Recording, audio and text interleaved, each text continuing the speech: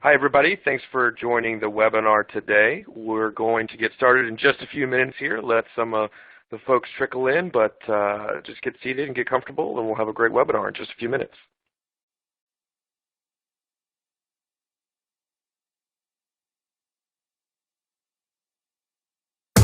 Speed.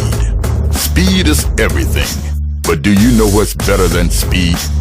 Smart speed. Using information to push performance. Using data to score more, win more, and even sell more. That's what we do. We help you sell smarter, faster, and more. We use data to predict and prescribe who to call, when to call, and even which deals will close. Do you know who you should contact if it's raining in the Northeast and sunny in the Midwest? Or which opportunity you should focus on during the baseball playoffs? What about which of your leads is ready to buy right now? We know, and we can tell you what to do, all at the click of a button. We do the heavy thinking so you can do the selling. It's not just speed, it's smart speed. It's sales acceleration built on the world's first predictive cloud for sales. So you can sell smarter, sell faster, sell more, and sell anywhere.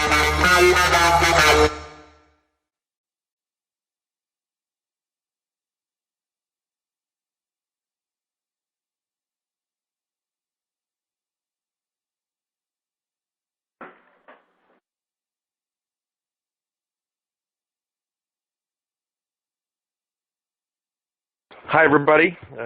Promptly kind of at the top of the hour here, so we'll go ahead and get started. I wanted to give a quick introduction to the agenda. My name is John Seeds, and I'm with WebFortis.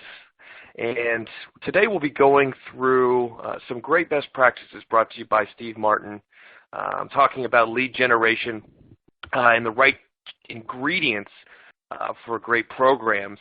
And then the technology application of how inside sales can actually help with technology support those lead generation programs for your sales teams. And then we'll have a Q&A at the end, give you guys a chance to voice some of the things that are going on in your business and how that applies directly to some of the content today. And then we'll wrap up here. So I hope everyone's having a great holiday season. And with that, I'd like to introduce the speakers for today. As I mentioned, my name is John Seeds. I'm the Senior Marketing Director for WebFortis, and I'll give a brief introduction to our organization here shortly. And Ivan Hurt will actually be taking us through an introduction to inside sales and their software technology, and again, how that relates back directly to some of the topics we're talking about here today. But our featured speaker is Steve Martin. And he's actually a professor out in California, in Southern California, and also a noted author of several different books around sales linguistics, and done a lot of research, worked with a lot of great companies, and he'll give you a little bit more about his background as we get started here as well. So WebFortis is again kind of the sponsor of this whole webinar series that we've been doing, culminating here today. And what we focus on is the services, solutions, and consulting of CRM practices for businesses both large and small, all built on top of the Microsoft Dynamics CRM platform. And really bringing together not only the technology, but the people and processes that really focus the business and technologies together to drive innovation that fits specifically to your organization. There's a lot of great software tools out there, and our agile kind of 5D process for implementation and ongoing maintenance and support is something that we really take pride in. Helping organizations get stood up for their CRM business. And just a little bit more about us. We have our CEO has written and 4 top-selling books. He's actually in the middle of finishing up the Dynamics 2016 version. We support over 500 companies globally and have certified consultants across the U.S. and, again, focused on building on top of Microsoft technologies. After the webinar today, It will be recorded and available for folks to download on demand. And we'll actually have a couple of other resources to take advantage of and that are kind of supporting of some of the topics that we're talking about today. So definitely feel free to grab that, send it around, share it with colleagues, et cetera, and to make use of some of the best practices that Steve's going to talk about. And so with that, without further ado, I'll introduce Steve Martin. Well, hello, everybody, and thanks for joining us today. I'm Steve Martin. No, not the comedian. I'm the author of the Heavy Hitter series of books for senior salespeople. And today I'm going to talk about lead generation in a different way than you've probably ever heard it spoken about, because I'm going to introduce you to some concepts of sales linguistics. Now, you're viewing the cover of one of my books, Heavy Hitter Sales Linguistics, 101 Advanced Sales Call Strategies for Senior Salespeople. Everything I cover in the next half hour or so is from this book. And I'm going to be sharing with you some email examples, and those email examples are right in the book. So I think you're going to find this very different, and I also encourage you to jump on my website if you can at stevewmartin.com. Tons of information there, articles about sales linguistics, and also some of the research I do. Now, my background is a little bit different than most in that, I've written a series of books, and they're all about the complex nature of sales. And that involves how people communicate. So one of my areas of expertise is sales linguistics, and that's the study of how salespeople and customers use language in that decision-making process. But I also write about the politics of complex organizations and also the intuition that's involved with sales. So it's very different from that standpoint. And I do a lot of win-loss analysis consulting for my clients, and that involves figuring out when and why people win. And one other thing that I'll be mentioning a little bit about is the research I do. And the research is about how top sales organizations perform, the attributes of high-performing salespeople. And I would encourage you to connect with me on LinkedIn, because this year, coming up, I have some absolutely fascinating research that I'm going to be releasing throughout the year. And you can read a lot of that research on Harvard Business Review. I've written 30 articles for them, and you'll find that. And also, I teach at the University of Southern California at the Marshall MBA program. So that's a little bit about me. Now, my clients tend to be technology companies, because that's my personal background. I was a sales and a VP of sales in Silicon Valley, and so I work with a lot of technology companies, and the examples I'm going to show you today revolve around technology, but the principles can be applied to any industry. So that's what we're going to cover today, and let's get started. Now, there are a lot of different channels for generating leads. You can have a trade show, a webinar, you can have a local event, and you can use social media such as LinkedIn. But each of these channels has associated time frames to complete, requires personnel to complete, and has an associated cost. So now we have to build a pipeline. And so if I'm a salesperson, how do I build a pipeline that I can control, that I can build quickly, and that I can reach out to net new clients in an effective way? Well, when you think about it, there are three basic primary outbound customer communication channels, and they are cold calling, sending a letter, that's snail mail, and emails. And then there's secondary channels, and the secondary channels consist of social media, of which LinkedIn is by a factor of 50 more important than the others. And I do a lot of research on LinkedIn usage. Well, each of these channels has pluses and minuses. For example, a cold call, it's hard to get at people, right? It's harder than ever. A letter can be good and bad, because the problem with today's organizations is that the person you're trying to reach may be not at the head office, or you send it to a C-level executive, and how do they get to that letter to someone who's in another part of the country? So as a result, that letter typically goes in the trash. And then there's email. And email, to me, is absolutely one of the top channels to use when you're connecting to new clients. The problem is email is language. And so we need to understand how to structure language effectively to using email. Now, the concept that I talk about is A funnel. And we all know what a funnel is, right? There's nothing new here. We have suspects, those are potential clients. We have prospects interested, and then we drive them down the pipeline.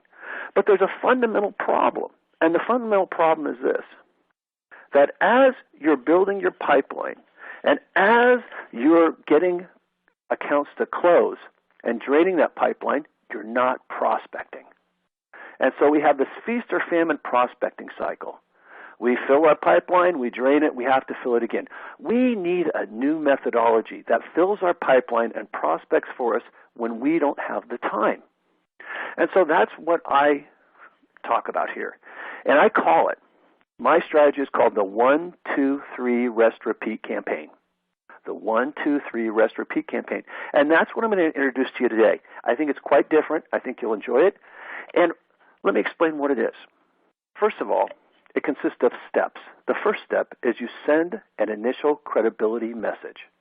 This is a message that identifies you in an interesting way to a potential client that you haven't met yet. Now, you can send that message using any of the primary or secondary channels. The second step is you send a tactical offer message.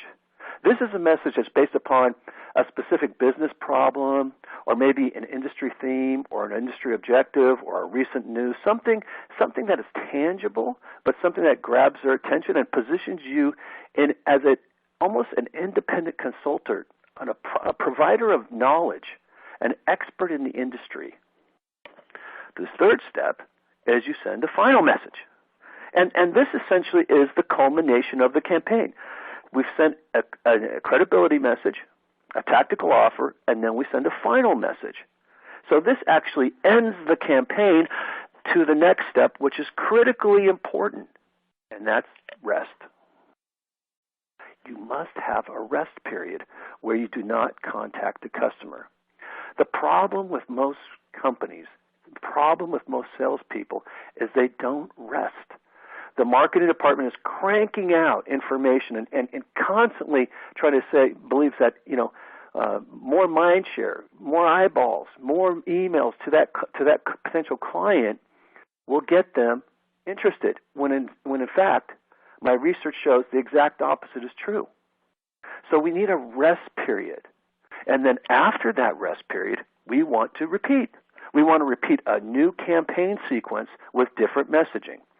So now I'm going to tear apart these steps, and I'm going to show you some examples. But to do that, I have to explain a little bit about sales linguistics. First, you have to adopt a new philosophy. And this is the philosophy. Every company will become a customer of mine. A customer of mine. It's just a matter of time. And it's a matter of me getting the message right to them.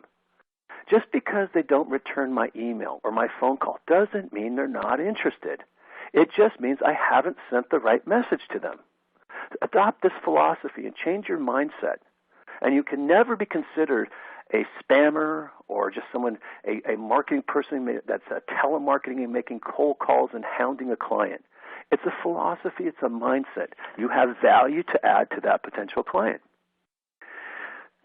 I'm always asked, so how does this work, Steve? How do we do this? Well, the first step is research. You have to do research on the prospect, on the company, on their title, the challenges that title has.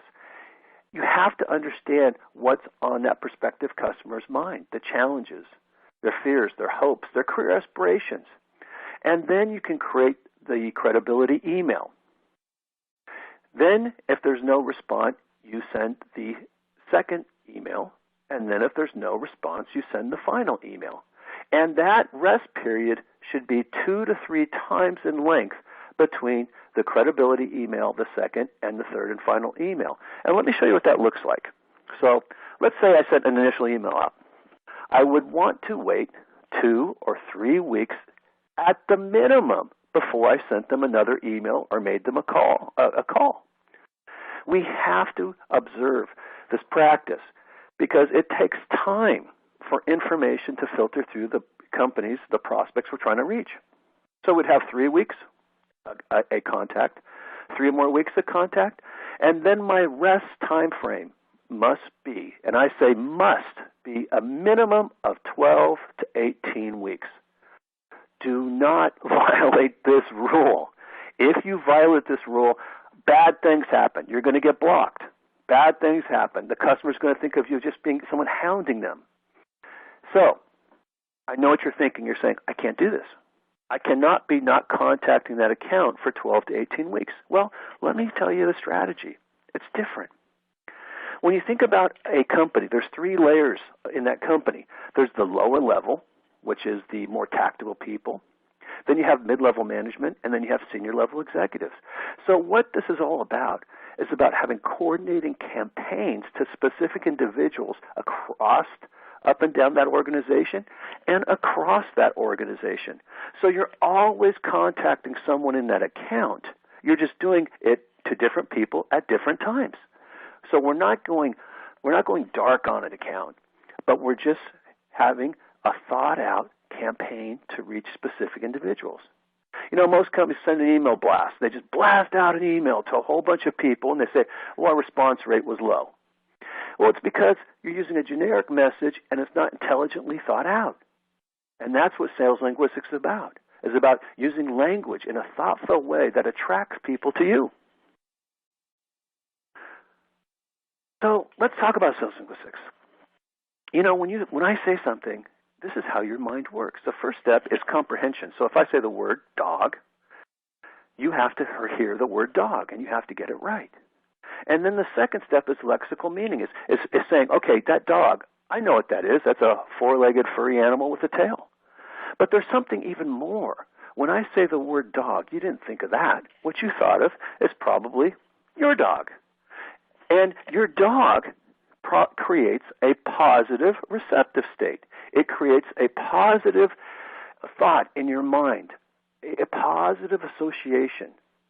But for some, a dog could mean this, could be something that scares you, and that creates a negative receptive state. So that's the first rule of sales linguistics.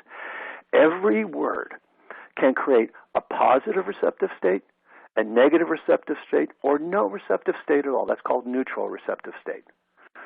What does this have to do with prospecting? Well, I'm going to tell you in a minute. You know, you're competing against this. You're competing against everyone else who sends a message to the client, every other salesperson out there. And this is an actual email that I received from one of the world's largest companies, technology companies, and the subject line is, please advise. So when I see this email line, I say, okay, I'm going to open the email. Then when I open the email and realize it's just a salesperson trying to sell me something, that creates a negative receptive state, and I actually dislike that person. So we have to be very careful on our subject lines. The other aspect of this is you're competing against all this form mail spam. You're competing with other people blasting information to your prospect, and it's devaluing everyone who's doing that. You're also competing against this. People making incredible, incredulous claims. You know, you have to attract someone's attention. You have to, and I use the word attract, meaning you have to have them want to open that email. You have to have them want to talk to you. And none of these will do it. You're competing against laborious emails. You know, emails that are so deep.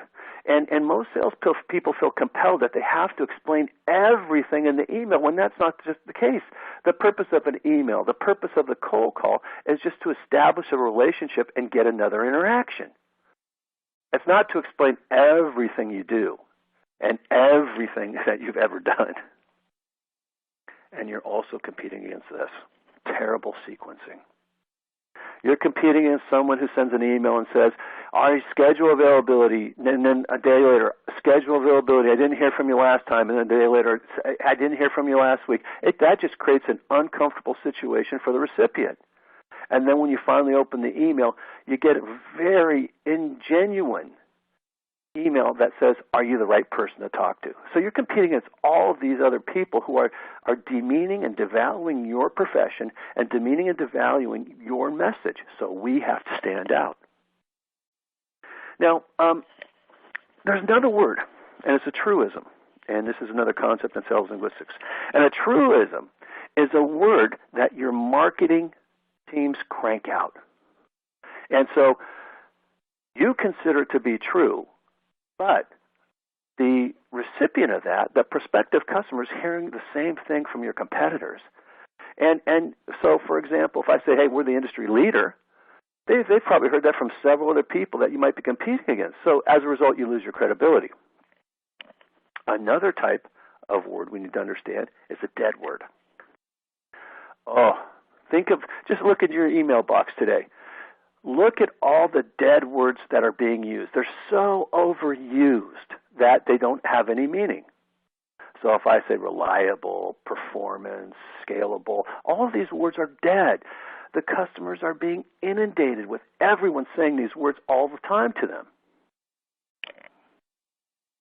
So there are specific words. For example, if I go to McDonald's anywhere around the world and I say I'd like a cheeseburger, I won't get a Big Mac.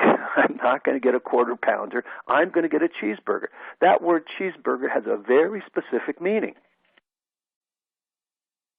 And then there's general words. And general words, like if I go into a pizza place and I say, hey, I'd like a pizza, they're going to look at me with a blank stare. They're going to say, hey, well, yeah, of course you like a pizza.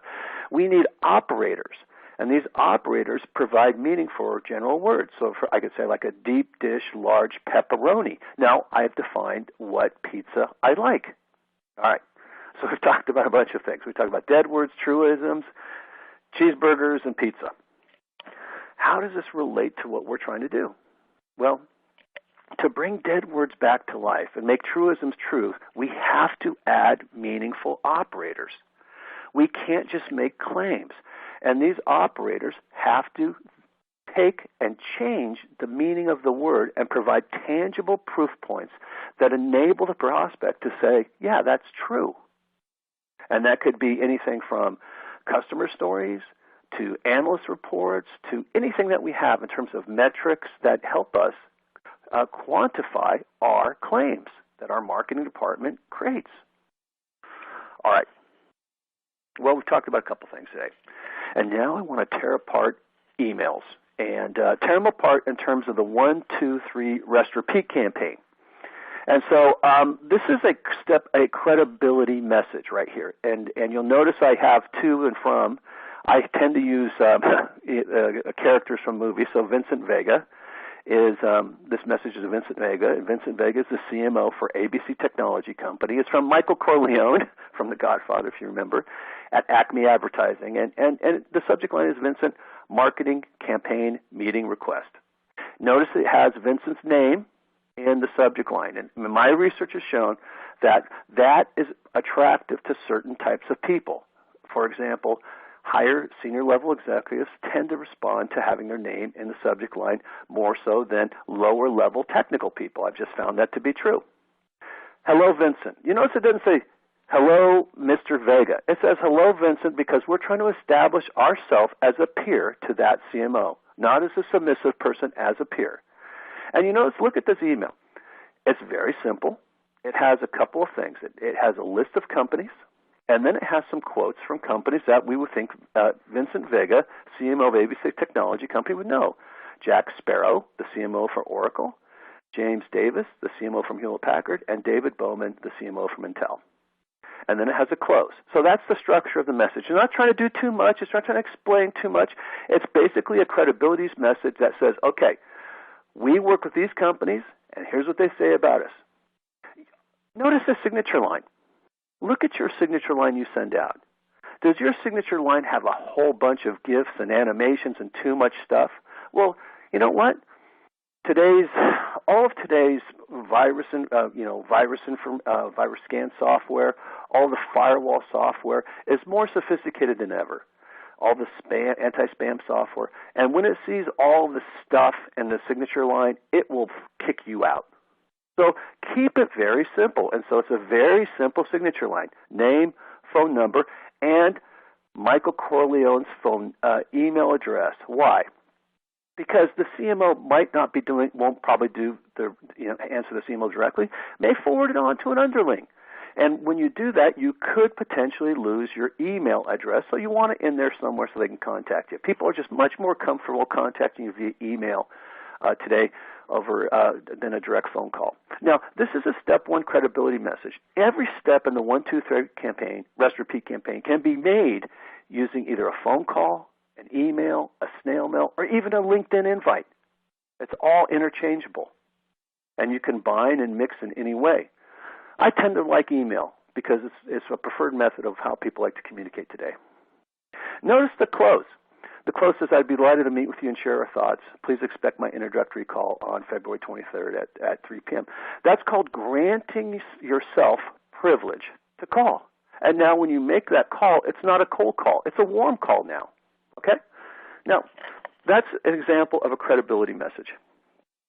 Now, the examples you give are very important.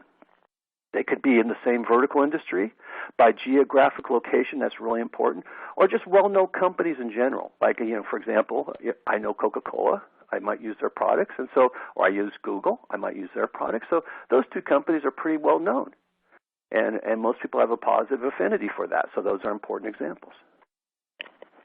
Now, here's an example of the credibility message without the quotes, because a lot of times companies will say, well, it's hard because we don't have the right quotes. Well, instead of the quotes, we use specific proof points. Oracle increased their lead generation programs by 300% using ABC solutions. Hewlett-Packard generated. Very simple structure. We're not trying to do too much.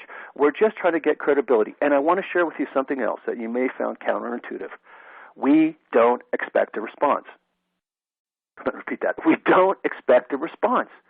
We are executing a campaign for the lifetime of our relationship. Someday we will expect a response, but we are not disappointed if we don't get a response. We're just establishing the relationship. There's something else happening here, and I have to explain it in terms of a concept, and the concept is called a heat map. When you're looking at a screen, when you're reading a page from a magazine or a website, your eyes gravitate to certain spots first, and they're hot, and other parts of that screen, of that page, are cold. So when we look at that email, there's something really important happening here. The reader scans the email and sees two hot spots, and then makes the decision to go to the top and read it all the way. And that is what we're after. So that's the heat map concept. And so the layout's very important to your emails. And the other thing is, I'm not doing this email in all big fancy HTML that makes it look like it came from the marketing department. You want the email to look like it was typed by a human being in your hand. One human being communicating to another directly. Okay, so we sent the step one, the credibility message. They didn't respond. Now, step two, after a certain period of time, we send the tactical offer message, and this one is to Norman Bates. He's the CIO of Wonderful Technical Telecommunications, and it's from Luke Skywalker at XYZ Technologies. And the subject is, Norman, recession strategies for CIOs. And then again, if we look at the structure here, we see 4 links. And the links are to information that Norman would find helpful in doing his job. They're not necessarily infomercials about our company, but 7 strategies to maintain application availability with fewer resources. Gartner Group's study of recession's impact on long-term IT planning. How to reduce operational IT costs by outsourcing. Check out these examples. They are designed to help position us as an expert, as someone who's an expert in our field, that we can help Norman in his job and his organization. We are not just a salesperson, no. We are someone who should be considered a trusted business advisor and someone who can help them. And then you'll notice the bottom of the email just says, our XYZ Technologies has helped hundreds of CIOs maximize their IT budgets.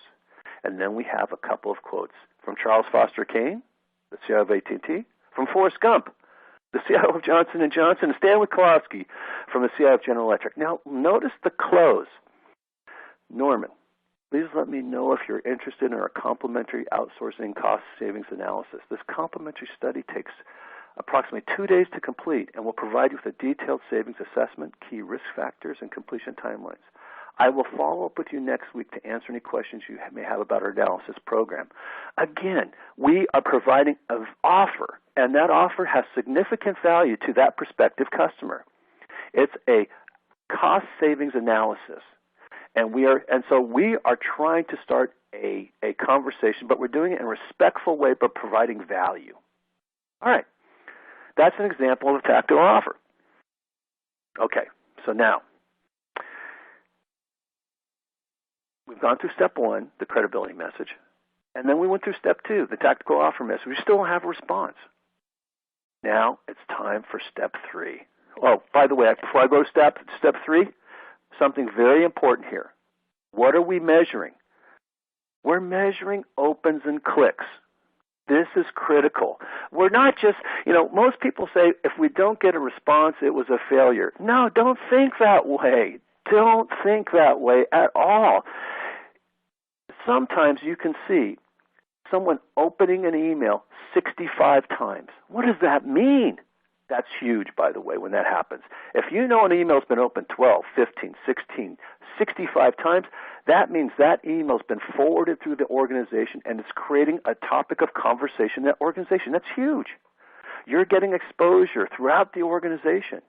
Now, they may not have contacted you, but you're creating the relationship. So we're tracking opens and clicks. Who's opening? What did Norman click on? Did he click on the Gartner Group strategy? What did he click on? That's important.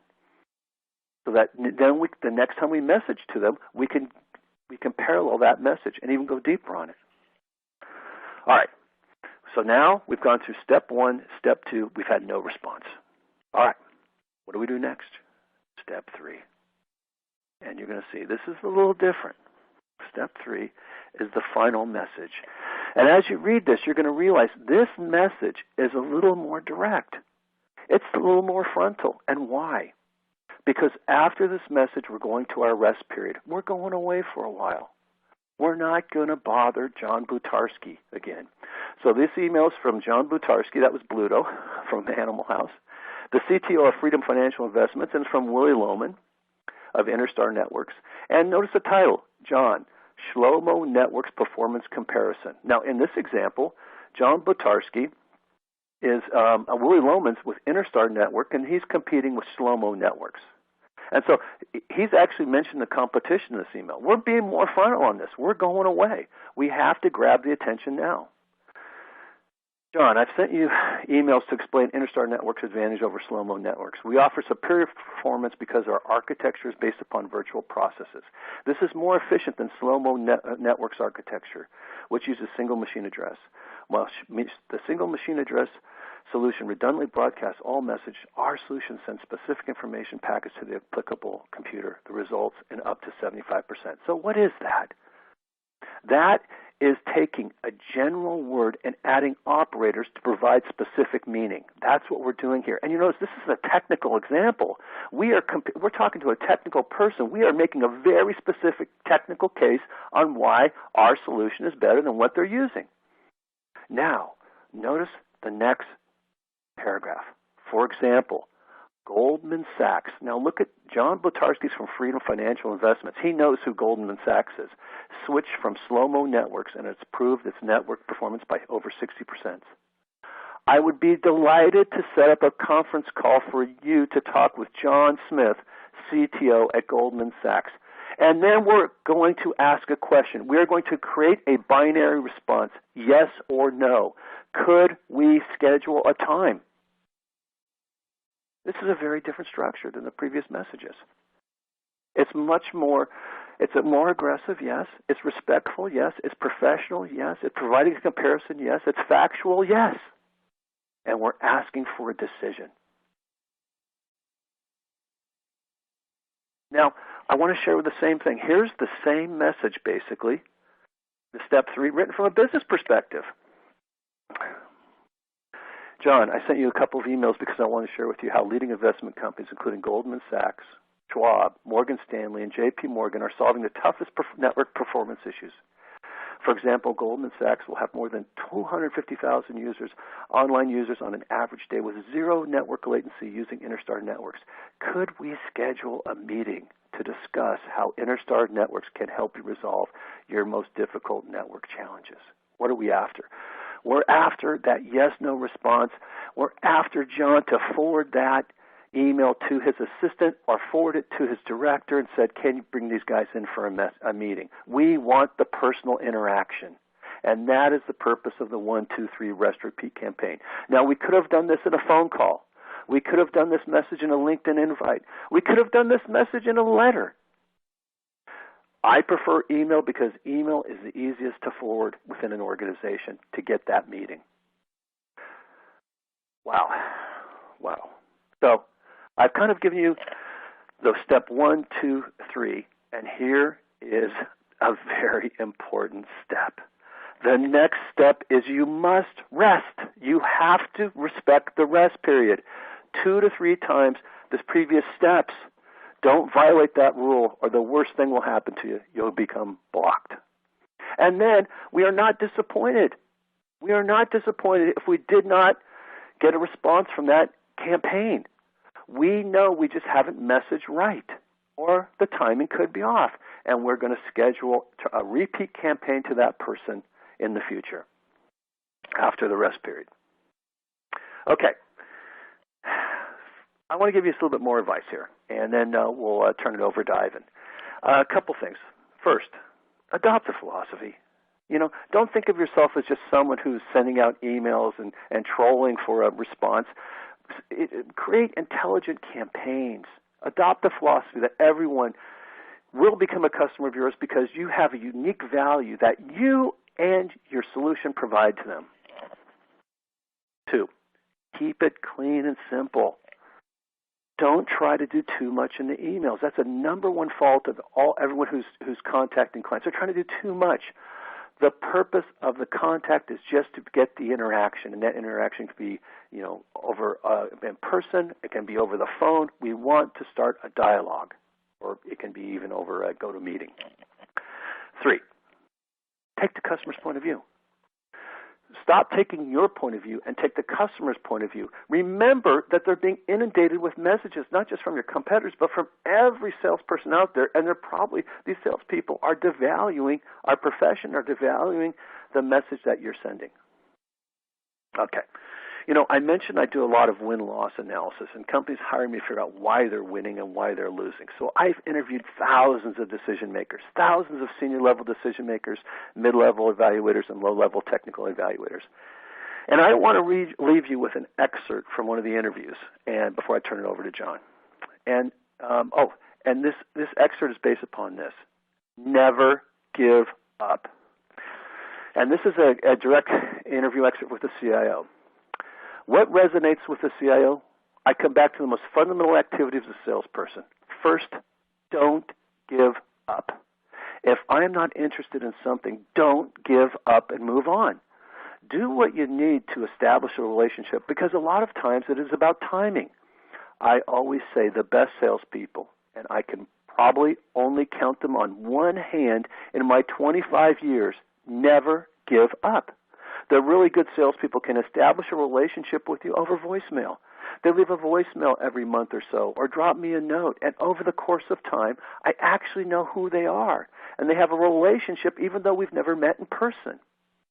When a deal isn't going to land in the short term, look longer term, and take time to understand my business and invest the energy to find out what my needs are. And that's from a Chief Information Officer. Okay, that was a 30,000-foot view introduction to sales linguistics. I hope you'll pick up a copy of my book. All those email examples and the structure and much more is covered in that. I also want to encourage everyone to connect with me on LinkedIn. Fascinating research coming out this year. And with that, let me turn it over to Ivan. Ivan, take it away. Steve, really appreciate that. That was really great content, and pretty high in the funnel, showed people how to set up an organization, how to really market and move your organization forward. One of the questions we got so far is, I can't get a lot of emails, or I get fake emails. How do you deal with that? Well, what Steve was talking about, you need to be a trusted advisor. One of those things he talked about at the very end. You need to look at this as a long-term relationship and from the standpoint of the customer. The only way they're going to give you their phone number or an email or something like that is if you're giving them something first. Being that trusted advisor in the area of your expertise is the best way to have that person pull you into the organization and say, okay, for this slice of whatever we're doing, you know more than me. Help me understand how to do this. So my answer to that question of how to get better emails is don't try to get emails. Try to become a trusted advisor. Try to become a knowledge expert and share that with people, and then they will share their information back with you. And we'll go through some more Q&A at the end, but I just saw that one and wanted to throw that right out there. All right, so inside sales, we take things like what Steve just talked about as a strategy, and we bring those down into tactical day-to-day tools to help you implement those strategies that you have. We sit between the marketing automation layer, or if you don't have any marketing automation, then you feed that in, and then we sit on top of a Dynamics or Salesforce, something like that. Ultimately, we believe that science and predictive analytics can help salespeople move forward to make more money and, more importantly, even make their customers more happy by connecting with them at the right time with the right solution. So I'm not going to go in detail, actually, into the graph, in a demo. Well, that's one of the follow-ons from here. What I'm going to do is give you a little bit more. Steve talked very strategically. I'm going to bring it down one level, a little bit lower, and then a live demo is something that can walk you through afterward. So in this case, we're looking at dynamics. Like we say, we believe that the power of, Steve talked about that having the ebb and flow of, I forget his exact words, but when you have a deluge of leads coming in, then you work them, then you don't have any, then back and forth. He's completely right. That machine has to be working fluid the entire time. So one of the things you want to be doing is that when you're getting your leads, looking at the leads, which ones are the best ones to work with to start with. He also talked about email tracking. In this case, it's email and web tracking. Knowing which are the best leads to work with based upon the information of who's opened it, who's forwarded, who's looked at different places on your website. Have they looked at key places on your website or really just looking at high-level content? And it's all that information, everything you're doing being fed back into your customer record, your customer data source of records. So everything is continually being analyzed. Working with people in a way that makes them feel more at ease. In this case, using Next Record. And I'll go through these in a little bit more detail. Local presence, and then ultimately giving you the information to know which leads to focus on as part of our sales advisor. So let's take a look at how these actually work. And here I'm going to go through about 7 ideas that take Steve's strategic vision and bring it down to a little bit more tactical. First one we talk about is respond immediately. Now you send out that killer email. You have that great campaign out there. You would be surprised at how slow many people are. Right before a major trade show earlier this year, we sent out an email, a request to about 4,600 companies that were attending this trade show. 2 weeks later, almost 3,600 of the 46 had never even responded to it. That's an amazing number of people that never, I was on their website actively requesting information, and 3,600 out of 4,600 never even replied. Of the remainder that did reply, the average was still over, about 38 hours. Best practices here is around 5 minutes. When someone is on your website, when someone is looking at your white paper or your pricing document or something of interest, and they hit a gated asset and they ask to be contacted, your ability to contact them immediately has obviously a significant impact on the ability to close that deal. Next one is being persistent. Steve talked about this one a lot, and what's quite funny here is that people tend to think that they are very persistent, but our research has shown quite the opposite. While they may hit the same leads over and over again with a newsletter or something like that, actually reaching out to them with very targeted content is usually done 1 to 1.5 times. And that's a pretty interesting number. You'll inundate them with mass general stuff, but actually creating something unique and targeted to them only once or twice. This is where he was talking about at the end. Never give up. Be persistent.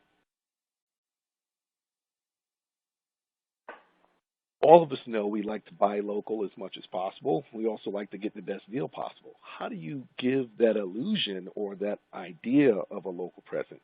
Especially, he talked about a lot of email that can remove that feeling of local idea. Well, when you do talk to them, a local presence, in this case, having a local number that you can dial out and it uses the area code and then a local regional code.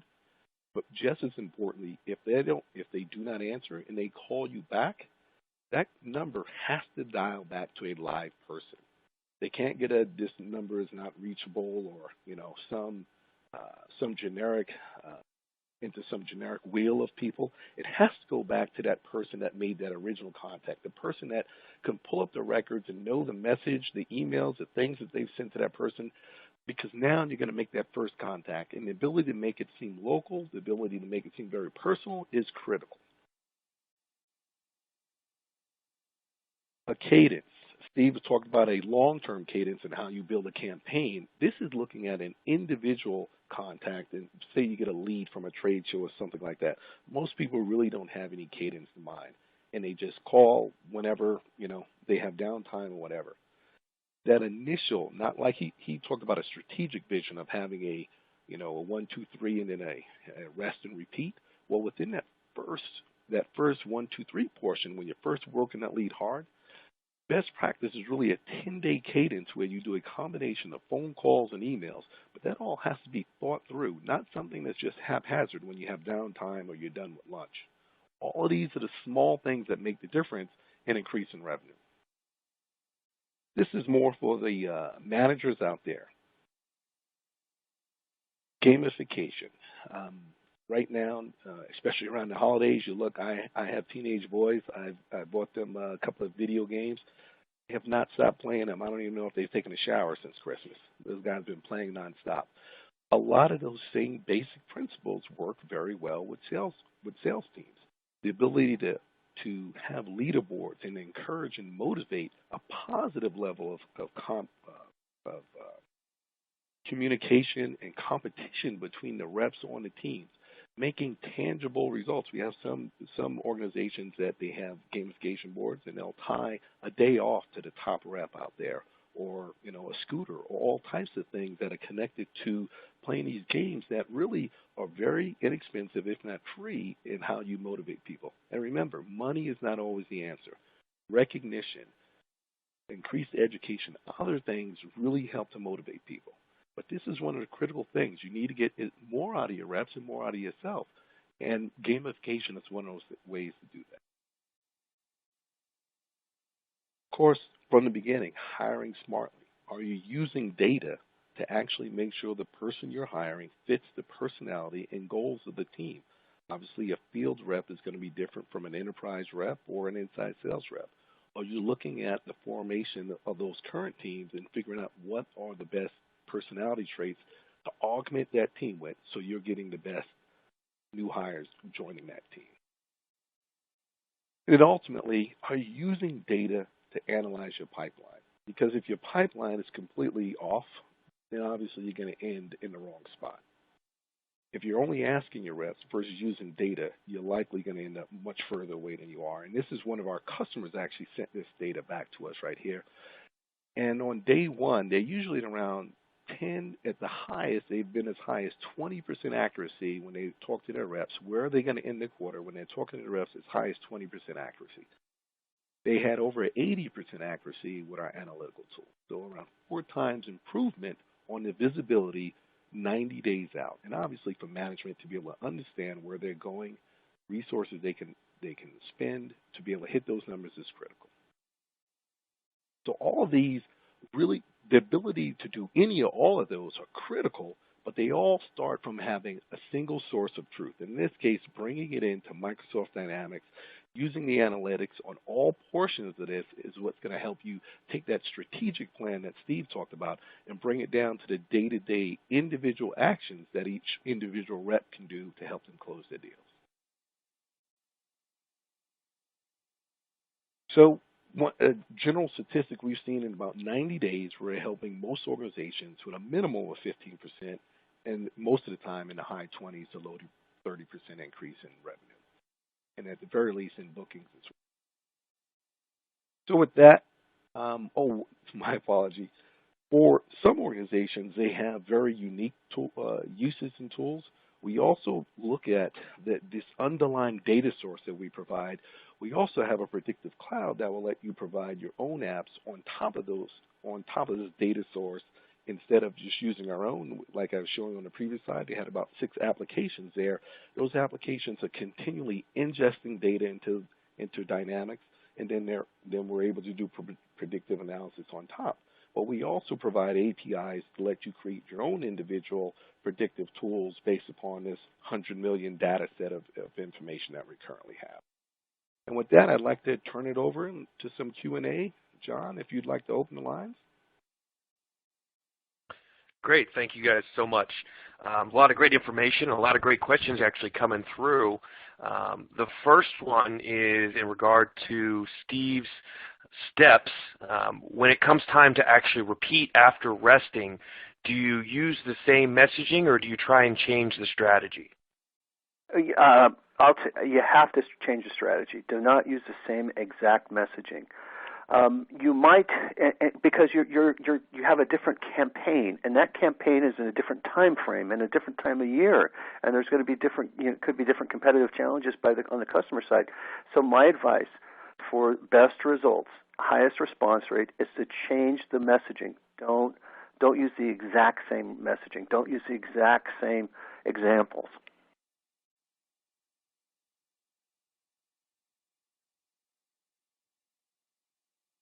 Great. The next question comes in. Many new tools are being provided nowadays to show when messages are read and clicked. How do you balance the tactic of calling directly after a read click with the 1, 2, 3 rest strategy outlined today? That is a fantastic question, and there's different schools of thought.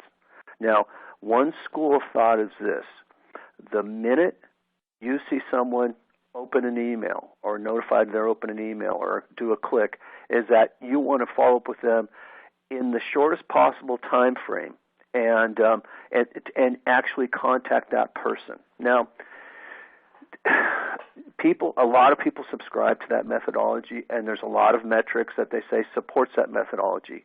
I'm going to provide a contrarian point of view. I think it creeps people out.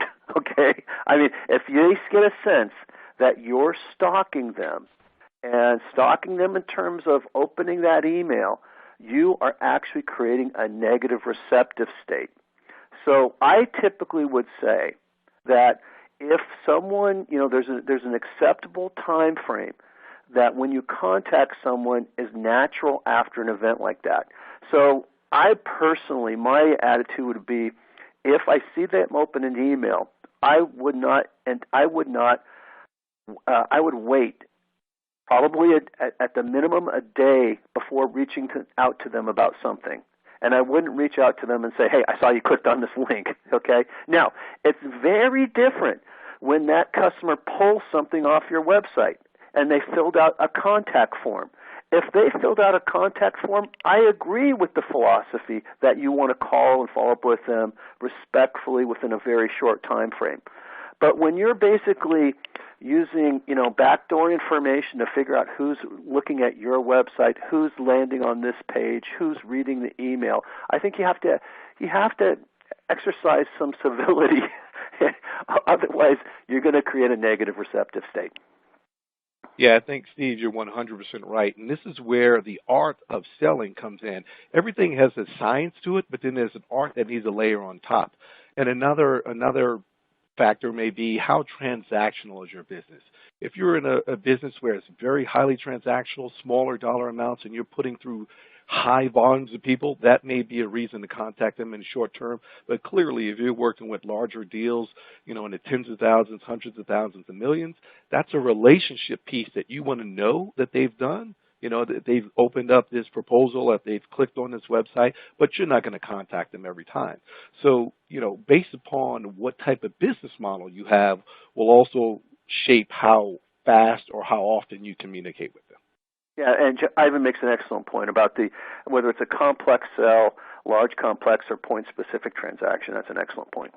John, do we have any other questions quickly? Yeah, so one kind of question around the emailing process. How much of this is automated versus manual? Yeah, that's a great question. Frankly, you want it all automated, but you want the emails to look like they're personal. And there's an art to it.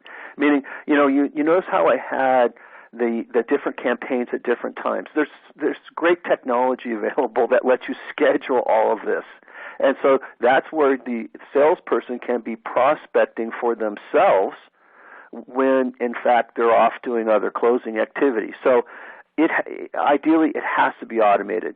And so it requires some thought process to make sure we're attacking the account at up and down the chain of command across the organization where we need to be at different times. And so that's where the mapping comes into it.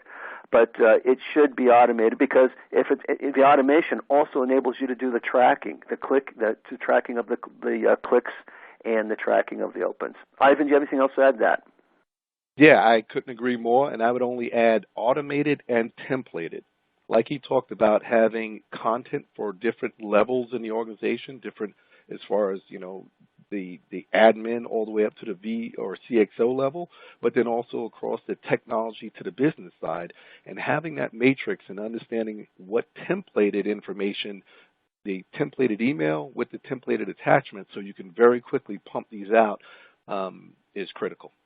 Yeah, and that's what my clients do. They'll have the 1, 2, 3 rest repeat campaign automated for specific times using templates for specific messages to different layers of the organization and then across different departments of the organization. So it's all automated, and the emails also are sent out from the person responsible from the account, meaning that's the email address that it's sent from as opposed to a generic address from the company. So it comes out looking very, very personal. Next question, John. Great. In terms of how you compose this, is the campaign the same for each group of companies, or is it different for each company you reach out to? Going back and following up on the templating question, how you segment that? Ideally, the more customized the message is for that particular company, the higher response rate will be. It's just a fact. But we live in an imperfect world, and so what typically happens is companies are grouped together by industry or by very close approximation of what they produce in terms of product or business challenges, and then the emails can be sent out to that organization. So this campaign can be used for a specific company, or it can be used for a specific, for example, a SIC code of companies. But or it even can be used at a general level because the examples you use could be multi-industry if they're just recognizable companies, or it could even be for a geographic area. For example, if you're in Los Angeles, you could pick companies that are well known in clients in the LA area, and then send that out to other companies that are local, and that will draw some affinity. So the answer is more specific the better, but it can be very general as well. It just depends upon the time and effort you have to create the campaigns and then the staging of them. And sometimes, that depends upon the resources that you have to create the campaigns, or the salesperson. I know salespeople who create their own campaigns. So it can be a corporate function, corporate meaning a sales ops function or a lead generation function, or it can be a sales rep function. I've seen it always. Ivan, do you have anything else you want to add to that? Yeah, I think you brought up a very good point, that you cannot leave demand generation and marketing to the marketing team. The sales force has to have tools that allow them to enact very quickly, research, understand their prospects and their clients, and then the ability to reach out to them via, templates that they are able to create themselves, that they are able to manage. So I think Steve just brought up a very good point that I'm glad we captured before the end of this call, that sales professionals are marketers by their nature, and they have to have the tools to do it. Great points. Great points. And so that, unfortunately, there's a lot more questions than we have time for today.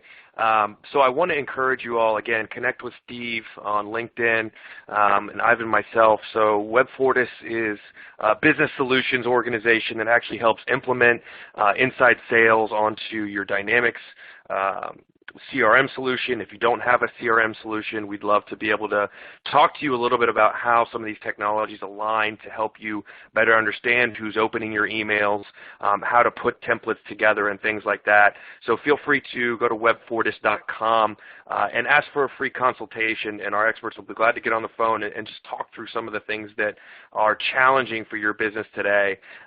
Talk about how technology, again, can align with both people and processes to make sure that you're really accelerating the success. So I want to thank, again, our presenters today, Steve and Ivan, for a great webinar, and I hope everyone has a great start to 2016.